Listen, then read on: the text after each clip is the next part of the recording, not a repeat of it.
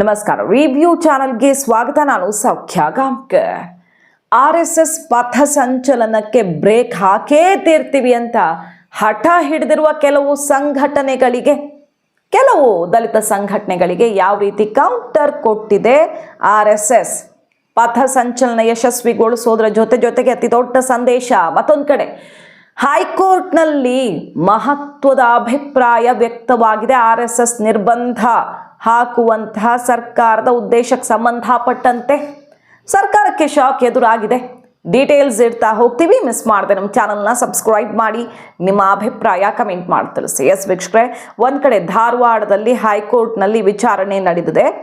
RSS ನಿರ್ಬಂಧಕ್ಕೆ ಮಧ್ಯಂತರ ತಡೆಯನ್ನ ಕೊಟ್ಟಿತ್ತು high court. ನೆನಪು ಮಾಡ್ಕೊಳ್ಬಹುದು ನಾವು. ಈ ರೀತಿ ಎಲ್ಲ ಸಂವಿಧಾನ ಕೊಟ್ಟ ಹಕ್ಕನ್ನ ನಿಮ್ಮ ಆದೇಶದ ಮೂಲಕ ಕಿತ್ತುಕೊಳ್ಳೋಕ್ಕಾಗಲ್ಲ ರೀ, ಯಾವ ರೀತಿ ಇವು ಅಂತ ತಡೆಯಾಜ್ಞೆಯನ್ನು ಕೊಟ್ಟಿದ್ದು ನೆನಪು ಮಾಡ್ಕೊಳ್ಬೋದು ಮಧ್ಯಂತರವಾಗಿ. ಈಗ ದ್ವಿಸದಸ್ಯ ಪೀಠದಲ್ಲಿ ವಿಚಾರಣೆ ನಡೆದಿದೆ. ಸರ್ಕಾರಿ ವಕೀಲರು ಮತ್ತು ಅರ್ಜಿದಾರರ ಪರ ವಕೀಲರ ವಾದ ಪ್ರತಿವಾದ ಆಗಿದೆ. ಏನು ಹೇಳಿದೆ ಹಾಗಾದರೆ ಕೋರ್ಟ್ ಅಭಿಪ್ರಾಯ? ಈಗ ಸರ್ಕಾರಕ್ಕೆ ಶಾಕಿಂಗ್ ಆಗಿರೋದು.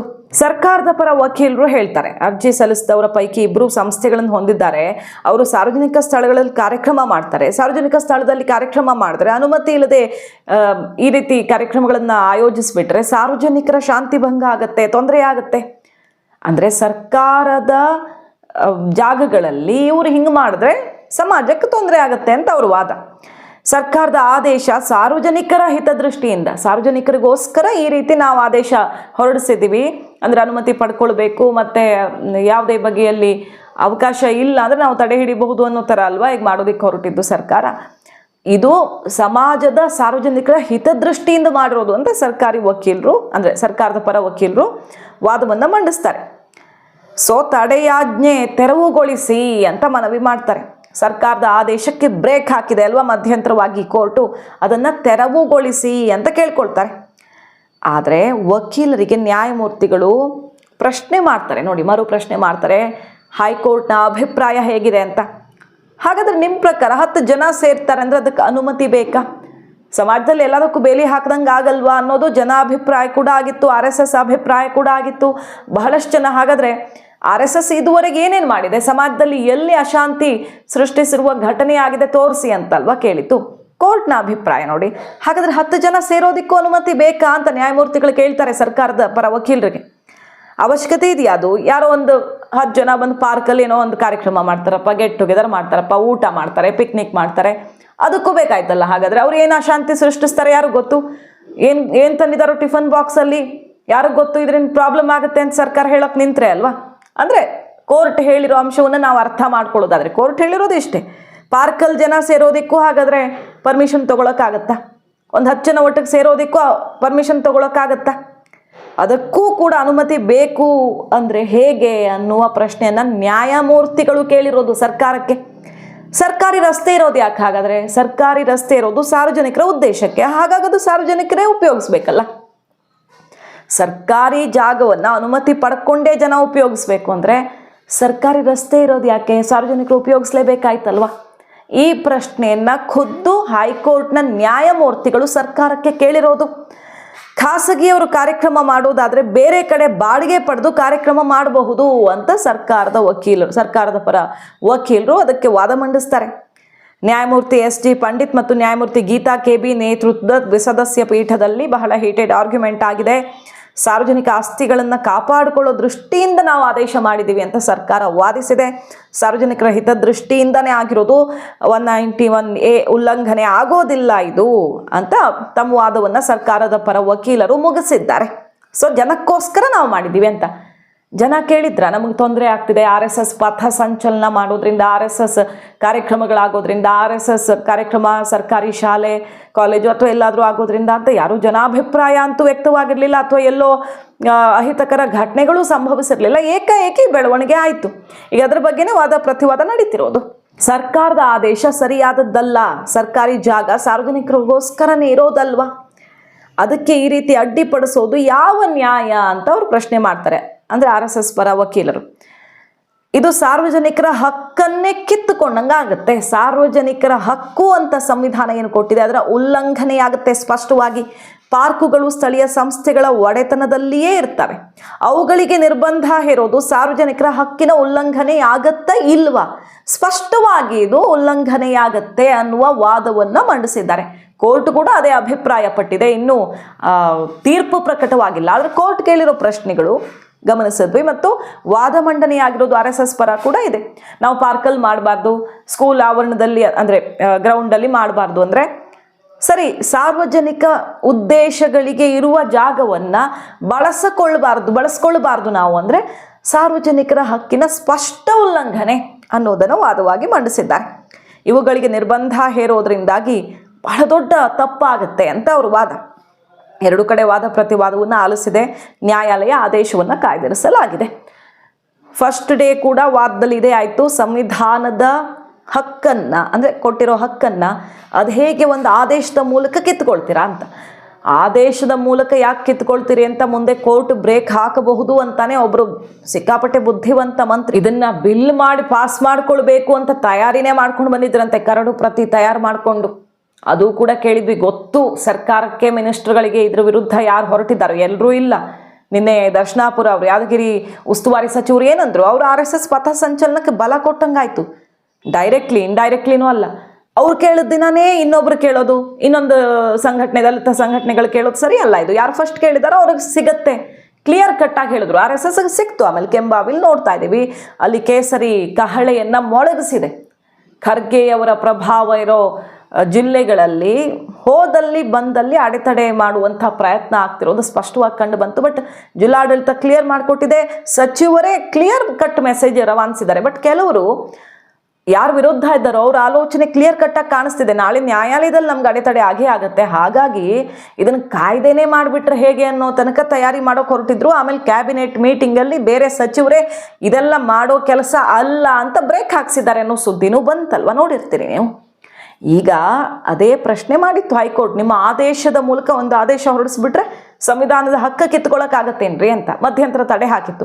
ಆ ತಡೆಯನ್ನು ತೆರವುಗೊಳಿಸಿ ಅಂತ ಕೇಳಿದಾಗ ಅಭಿಪ್ರಾಯ, ಇನ್ನು ಆದೇಶ ಹೊರಬಿದ್ದಿಲ್ಲ, ತೀರ್ಪು ಹೊರಬಿದ್ದಿಲ್ಲ. ಬಟ್ ವಾದ ಪ್ರತಿವಾದವನ್ನು ಆಲಿಸಿದ ಕೋರ್ಟ್ ಹೇಳಿರೋದು, ಸಾರ್ವಜನಿಕ ಜಾಗ ಇರೋದು ಯಾಕೆ ಹಾಗಾದರೆ? ಸರ್ಕಾರಿ ಜಾಗ ಸಾರ್ವಜನಿಕರಿಗೆ ಅಂತಲೇ ಇರೋದು ಅಂದಮೇಲೆ ಅದಕ್ಕೂ ಎಲ್ಲದಕ್ಕೂ 4 ಜನ ಸೇರೋಕ್ಕೆ ಪರ್ಮಿಷನ್ ತಗೊಳ್ಬೇಕು ಅನ್ನೋದು ಎಲ್ಲಿದೆ ಅನ್ನೋದೇ RSS ಕೇಳ್ತಿರೋದು ಮತ್ತು ಕೋರ್ಟ್ ಕೂಡ ಅಭಿಪ್ರಾಯ ಪಟ್ಟಿರೋದು.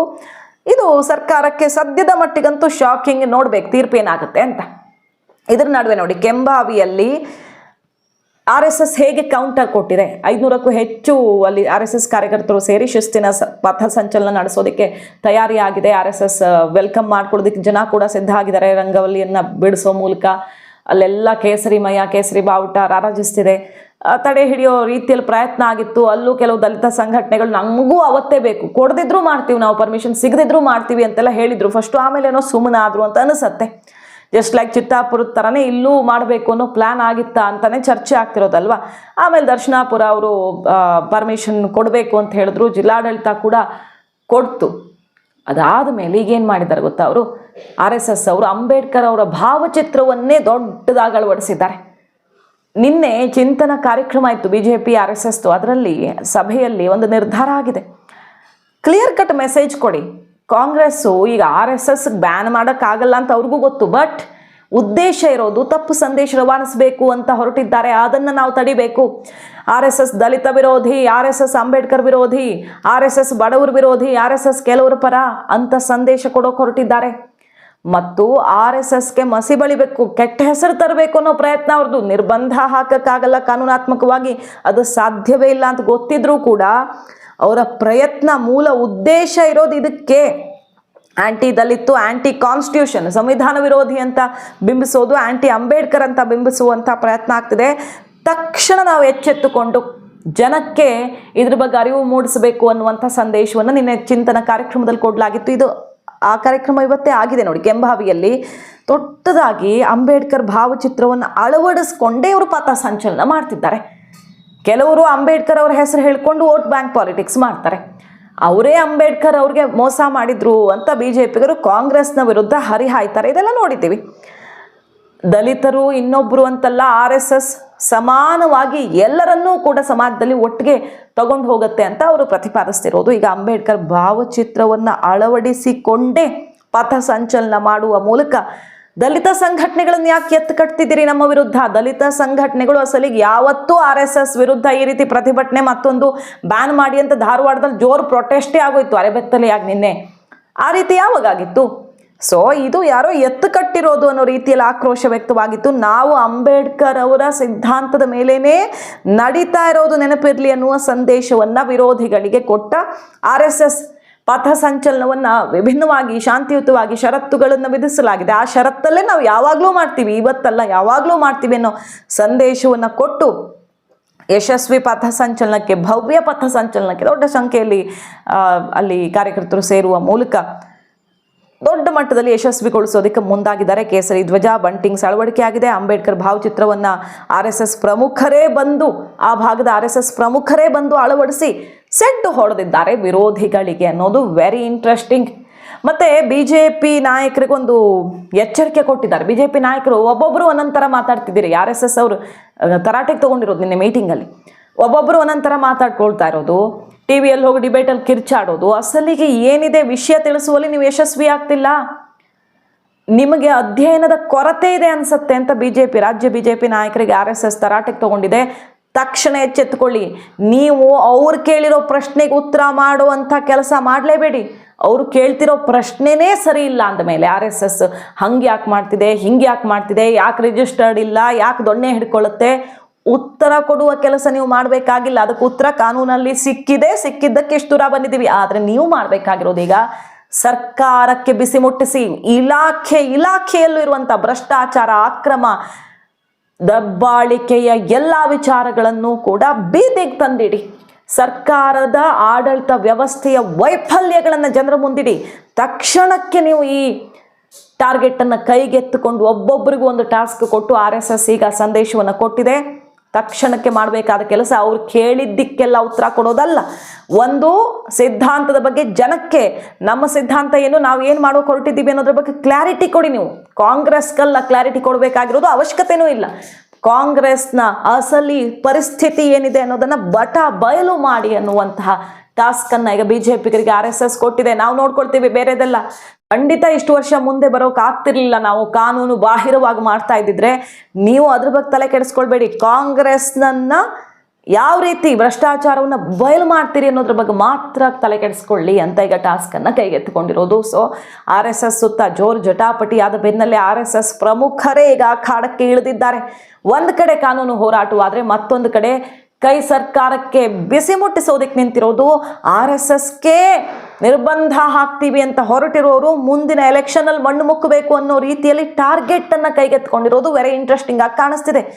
ಬಹುಶಃ ಪ್ರಿಯಾಂಕ್ ಖರ್ಗೆ ಅವರು ಟಾರ್ಗೆಟ್ ಆಗಬಹುದು ಮುಂದಿನ ಎಲೆಕ್ಷನ್ನಲ್ಲಿ. ಮಾಹಿತಿ ಇಷ್ಟ ಆಗಿದ್ರೆ ಮಿಸ್ ಮಾಡದೆ ನಮ್ಮ ಚಾನಲ್ನ ಸಬ್ಸ್ಕ್ರೈಬ್ ಮಾಡಿ. ನಿಮ್ಮ ಅಭಿಪ್ರಾಯ ಕಮೆಂಟ್ ಮಾಡಿ ತಿಳಿಸಿ. Thank you.